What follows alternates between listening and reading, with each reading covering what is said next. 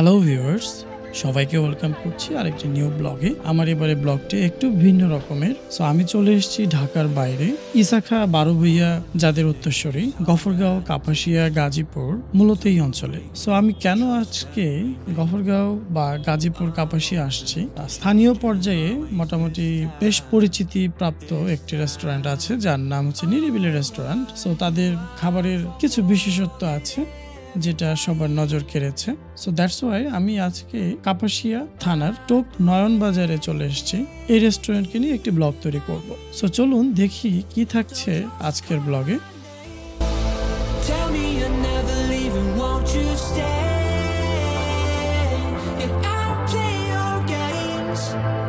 Hello viewers, সবাইকে welcome করছি আরেকটা নতুন ব্লগে। আজকের ব্লগটা একটু ডিফারেন্ট। আছি ঢাকার বাইরে, গাজীপুর জেলার কাপাসিয়ায়। আর এটা একটা ফুড ব্লগ, মূলত ঢাকার বাইরে। সো দেখতেই পাচ্ছেন হোটেল নিরিবিলি, আমি আজকে এখানে চলে আসছি। আর এদের স্পেশালিটি হলো এরা মোটামুটি 70 রকমের ভর্তা সার্ভ করে আর 40 রকমের তরকারি। সো ঢাকার বাইরে এরকমটা আসলে পাওয়া খুবই টাফ। আর 70 রকমের ভর্তা, ভাবলেই তো কেমন লাগে যে আসলে এত ভর্তা কীভাবে হতে পারে, কি হইতে পারে, কি আইটেম হইতে পারে। সো আমরা এটাই এক্সপিরিয়েন্স করব এবং দেখব তাদের খাবারের টেস্ট কেমন। মোটামুটি একটা ক্রেজ আছে এই এলাকাতে, আমি যতটা খোঁজ নিয়ে জানলাম। তো আশা করছি ব্লগটা আপনারা এনজয় করবেন। আর আমরা আজকে থাকবো হোটেল নিরিবিলিতে। এইটার ওনার বেসিক্যালি হচ্ছে তোতা মিয়া। সো অনেক আগে থেকেই উনি ব্যবসাটা পরিচালনা করতেছে। সো আমরা চলুন দেখি আসলে তাদের খাবার কেমন হয়। সো আসুন।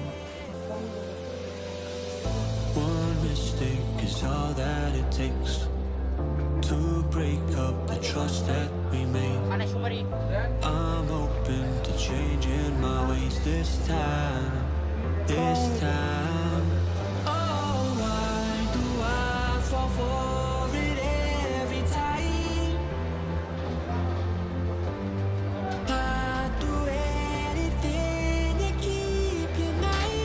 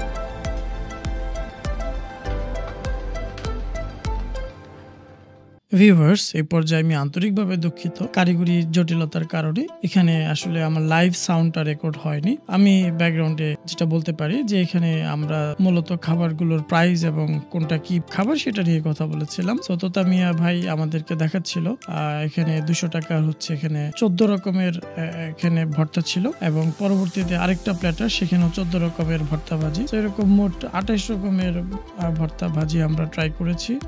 শুধু ভর্তা ভাজি নয় ভিউয়ার্স, আর তার সাথে ছিল দেশি তরকারি, যেমন কবুতরের মাংস, চিংড়ি মাছ, রুই মাছ ভাজা, কাচকি মাছ। তার সাথে আমরা আবার দেখেছি এখানে হাঁসের মাংস ছিল, তার পাশে আবার দেশি মুরগি ছিল। সো এই খাবারগুলো দেশি অথেন্টিক খাবার, যেগুলো আপনারা হয়তোবা একদম মিস করে থাকেন, তারা এগুলো এখানে ট্রাই করতে পারেন। এগুলো আমার কাছে যথেষ্ট ভালো লেগেছে। সো ভিউয়ার্স, আমরা দেখছিলাম নিরিবিলি হোটেলের টোটাল অ্যাম্বিয়েন্স এবং তাদের সেলফে থাকা খাবারগুলো। সো আমরা এখানে 200 টাকার ভর্তা এবং সবজির প্ল্যাটার, এটা 200, এটা 200। আর এখানে আমরা নিয়েছি হলো 2টা হাঁসের মাংস। সো হাঁসের মাংস 200 টাকা করে। আর এখানে আছে আচার সাথে, হ্যাঁ এটা বড়ের আচার আর মিক্সড আছে, আর এখানে রাইস। সো দেখি খাবারের মান কেমন, এখন আমরা ট্রাই করব। সো সাথেই থাকুন আপনারা। আমি এখন লোনা ইলিশের ভর্তা দিয়ে ট্রাই করতেছি। মানে শুটকি বলা যায়, লোনা ইলিশ তো আপনারা অবশ্যই জানেন যে ইলিশটা মূলত লবণ দিয়ে প্রসেসিং করা হয়। ভাতের রাইসটা ভালো, চিকন চালের ভাত। লোনা ইলিশটা, এটা লোনা ইলিশ, এটা বেসিক্যালি লইট্টা। আমরা যে লইট্টাটা কিনি, লইট্টা শুটকিটা। লোনা ইলিশ তাহলে কোনটা?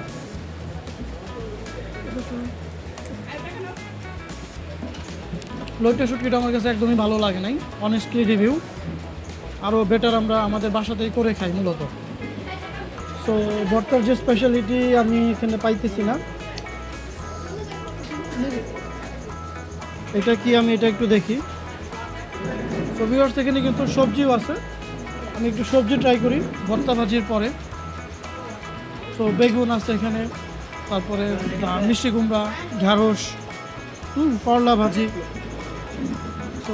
সব বাঙালি খাবার। সব একটু ঢ্যাঁড়স ভাজিটা নেই। কোরবানি ঈদের পরে মোটামুটি সেই লেভেলের একটা গরম পড়েছে ঢাকা এবং ঢাকার আশেপাশে সব অঞ্চলে। আর কোরবানির গরুর মাংস কন্টিনিউয়াসলি খাওয়া হচ্ছে, যার কারণে একটা মোটামুটি একটা অভক্তি চলে আসছে মাংসের উপরে। সো ভর্তা ভাজি সবজি এগুলো দিয়ে আমরা ট্রাই করছি। আমি পার্সোনালি খুব এক্সাইটেড ছিলাম সবজি এবং ভর্তাটা নিয়ে, বাট এখন পর্যন্ত এক্সপেকটেশনটা আমার ফুলফিল হয় নাই। সো হোয়াট এভার, দেখি এরপরে মাংসটা কেমন হয়। হাঁসের মাংসর টেস্টটা পাওয়া গেছে, এটা দেশি হাঁস, বুঝতে পারতেছি খেয়ে, এটা মজা। ভিউয়ার্স, আমি এখন ট্রাই করতেছি মাসকলাইয়ের ডাল, মুসুরের ডাল না, মাসকলাই, হ্যাঁ, দেশি মাসকলাইয়ের ডাল। সো আপনারা অনেকেই হয়তোবা এই ডালের সাথে পরিচয় আছে, আবার অনেকেই হয়তোবা জানেন না। তো মাসকলাইটা হচ্ছে আমাদের দেশীয় খাবারের একটা ঐতিহ্য।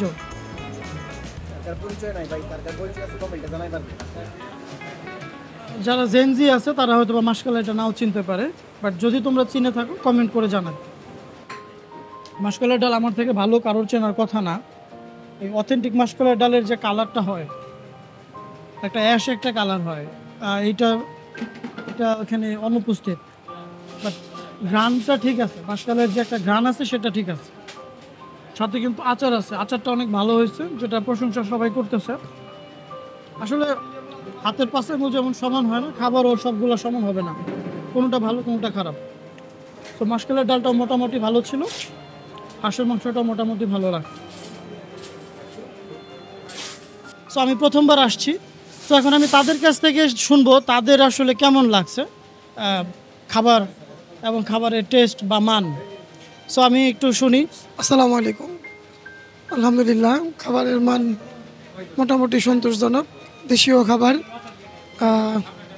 সব প্রকারের আইটেমের ভর্তা এখানে ছিল। আমরা কয়েকটা আইটেম ট্রাই করেছি, ভালো লাগছে বিশেষ করে। আর ডালের মধ্যে মাসকলাইয়ের ডালটা খুব ভালো লাগছে, হাঁসের গোস্ত ছিল, হাঁসটাও ভালো লাগছে। ওভারঅল সব কিছু মিলে খাওয়ার মতো, আপনারা এখানে এসে ট্রাই করতে পারেন। আচ্ছা, আমাদের বিল চলে আসছে।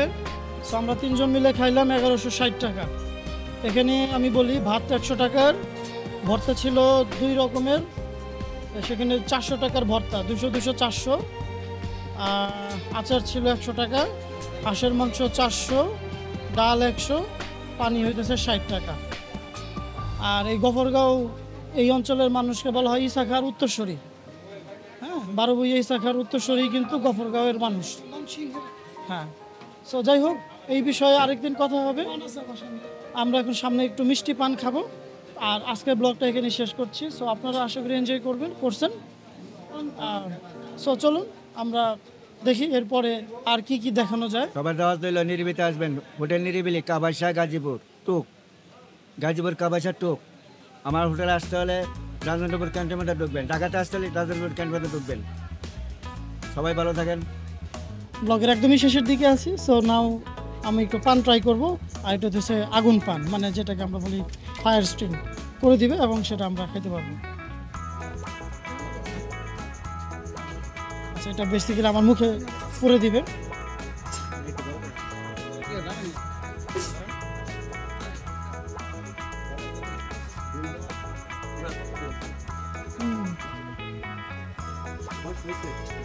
অমুক বস্তু পান কথা বলতে পারতেছি না।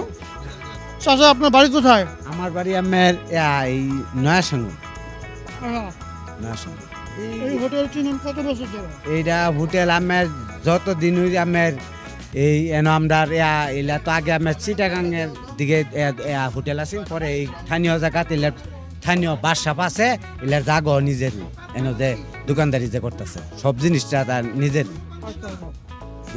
নিজের। হুম, ঠিক আছে, আমরা কথা বললাম একজন স্থানীয় বাসিন্দা, উনি অনেক বছর ধরে চিনে এই নিরিবিলি হোটেল। তো কত দূরের থেকে এখানে মানুষ আসে?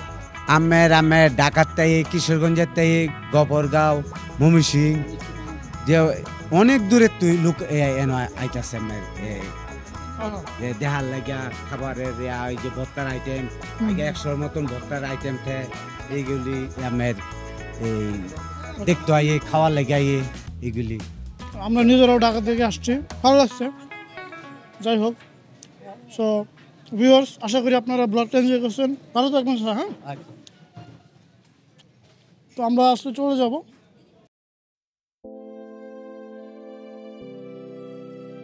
সো আমরা ব্রিজের উপরে একটু দাঁড়াবো, একটু দেখতে চাই আমরা, আর মাঝখানে যাই আমরা। One mistake is all that it takes. I don't know, আপনারা হয়তো বা অনেকেই জানেন না, বাংলাদেশের একমাত্র নদ, আমরা সবসময় বলি নদী, নদী এবং নদের মধ্যে কিন্তু একটা বেসিক ডিফারেন্স আছে। আই ডোন্ট নো যে এটা সবাই জানি কি না। তো এই নদের মানে হলো পুংলিঙ্গ, আর নদী স্ত্রীলিঙ্গ বোঝায়। তো বাংলাদেশের একমাত্র নদ বলার কারণ হইতেছে এই নদ একটাই, আর কোনো নদ নাই, মূলত ব্রহ্মপুত্র। সো এই হচ্ছে সেই ব্রহ্মপুত্র নদ, যেটা ময়মনসিংহ সদর হয়ে, তারপর হচ্ছে আপনার বর্মি হয়ে এই দিক দিয়ে তার বহমান স্রোত চলে গেছে হোসেনপুর, কিশোরগঞ্জ পর্যন্ত।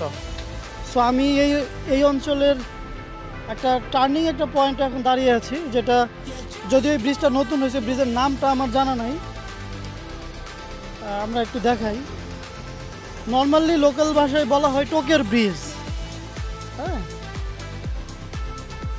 তো দেখুন কত বিস্তৃত এবং কত প্রশস্ত একটা নদ। আমরা ব্লগটা এখানে শেষ করি। ভিউয়ার্স, ওইদিকে দেখার মতো আসলে কেমন কিছু নয়, আপনারা প্রাকৃতিক সৌন্দর্য উপভোগ করেন। সো আশা করি ভিডিওটা আপনাদের ভালো লাগবে। সো সবাই ভালো থাকেন। What